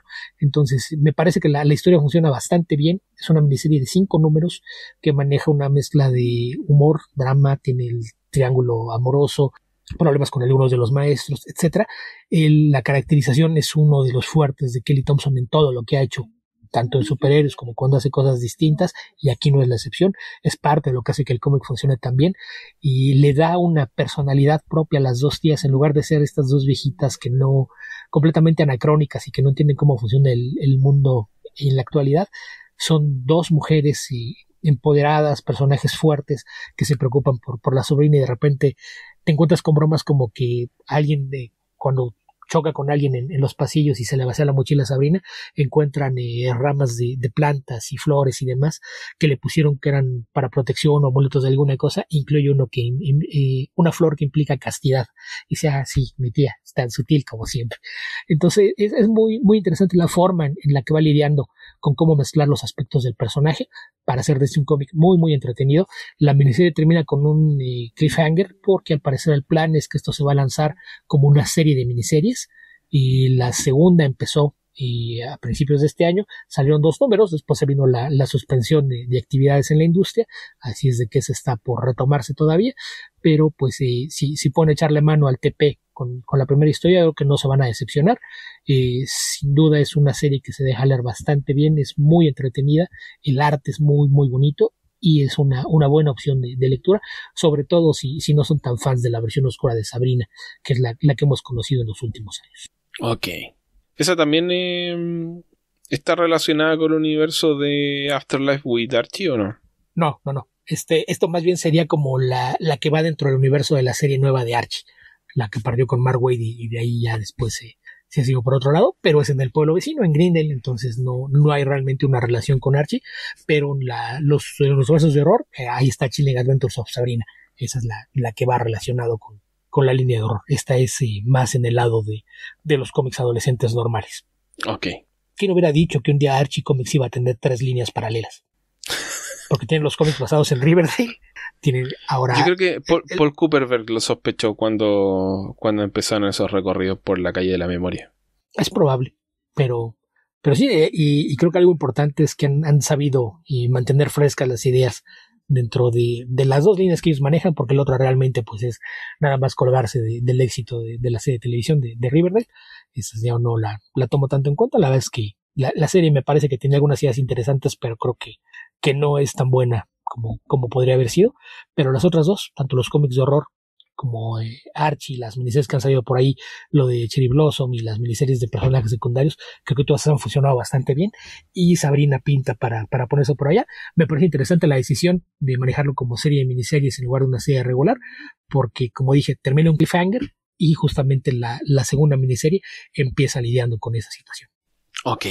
Beto, con esto estamos llegando al final del podcast, ya nos estamos excediendo bastante y 2 podcasts largos en una semana no es saludable para mí. Para nadie, no queremos tampoco aburrirlos, y más considerando que van a tener mucho podcast este fin de semana, sobre todo los patrocinadores.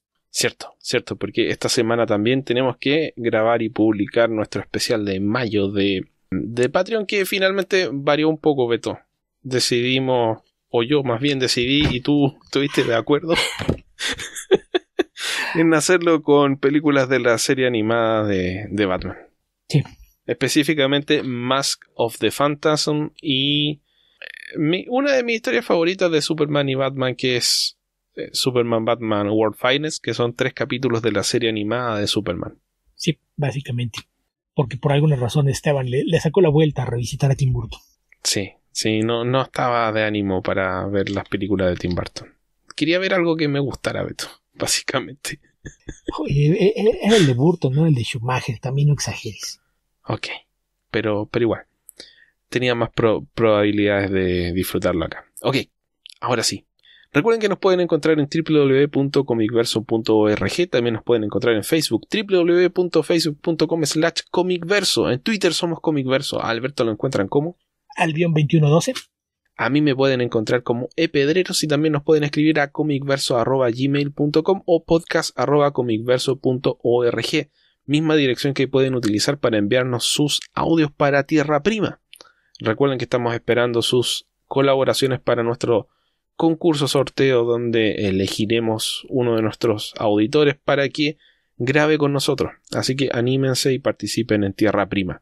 Intentaremos, eso sí, que los episodios sean un poquito más cortos, que sean de 1 hora, para mantener una buena frecuencia de ese podcast adicional, gratuito y, no sé, antojadizo también, Beto.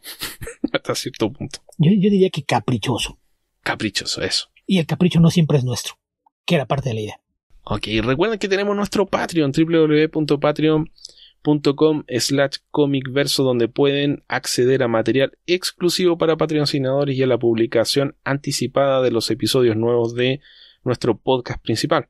Para suscribirse y apoyarnos deben ingresar a la página y aportar desde $1 mensual. Pueden hacerlo por el periodo que ustedes elijan y una vez que se suscriben pueden descargar todo el material que está disponible en nuestro Patreon. ¿Algo más, Beto? Nada más recordarles que les agradecemos y que nos escuchen semana a semana. El recibimiento de Tierra Prima también fue bastante positivo, así es de que les damos las gracias y les recordamos que una gran forma de ayudar, si no pueden colaborar con nuestro Patreon, es difundiendo los enlaces y haciendo que estos dos podcasts lleguen a la mayor gente posible. Así es. Recuerden que también aparecemos en forma casi simultánea a través de la Covacha, lacovacha.mx, y que ya llevamos 2 participaciones en el podcast de Comicase. El episodio 156 y el anterior no recuerdo qué número fue, Beto. Creo que fue el 154, pero no estoy seguro. Si no fue ese, fue el 153. Por ahí. Que fue uno dedicado a Batman White Knight y el otro a los cómics de Amalgam Comics. Exactamente. Así que eso, habitantes del futuro, donde sea que estén y cualquiera que sea el momento en el que estén escuchando este podcast, que tengan muy buenos días, muy buenas tardes o muy buenas noches. Recuerden lavarse las manos y acuéstense temprano. Así es, cuídense, hasta la próxima.